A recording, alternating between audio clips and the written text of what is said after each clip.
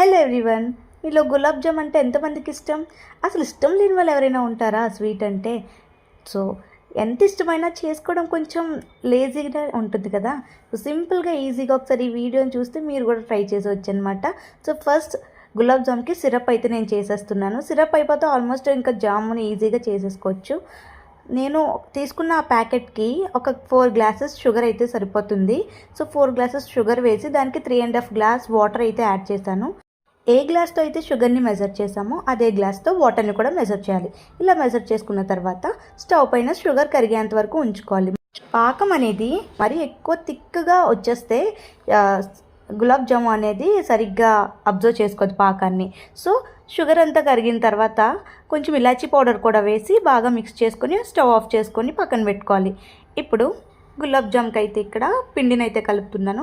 పిండి మరీ చపాతీ పిండి కలుపుతున్నంత గట్టిగా ప్రెజర్ ఇస్తూ కలుపుకుంటా సాఫ్ట్గా కలుపుకోవాలన్నమాట. సో ఇందులోకి కొంచెం వాటర్ అలానే కొంచెం మిల్క్ కూడా యాడ్ చేయాలి. టేస్ట్ అనేది బాగుంటుంది.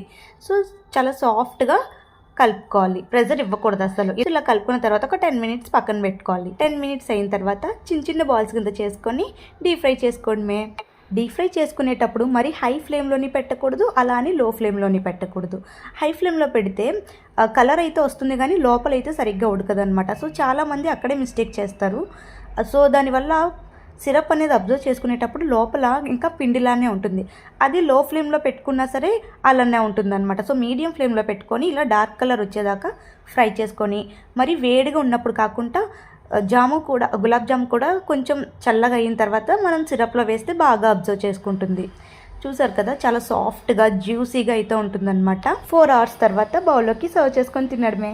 నేను లాస్ట్ టైం మా మ్యారేజ్ డేకి అయితే చేశాను అనమాట. సో అప్పుడు మా హస్బెండ్కి అయితే బాగా నచ్చినాయి, మళ్ళీ చేయమన్నారు. సో అందుకని మళ్ళీ మా ప్రణవ బర్త్డేకి అయితే చేశాను. అంతకు ముందు కూడా చేశాను కానీ చాలా గ్యాప్ తర్వాత చేయడం వల్ల ఆయన గులాబ్ జామున్ మిస్ అయిన ఫీలింగ్ అయితే వచ్చినట్టుంది. సో చూసారు కదా ఇక్కడ ఎంత జ్యూసీగా ఉందో. మొత్తం సిరప్ అయితే బాగా అబ్జర్వ్ చేసుకుంది. లోపల కూడా ఎక్కడ పిండిలా కాకుండా సిరప్ని బాగా అబ్జర్వ్ చేసుకుంది. అలానే వీడియో నచ్చితే లైక్ చేయండి, షేర్ చేయండి, ఫాలో అయిపోండి.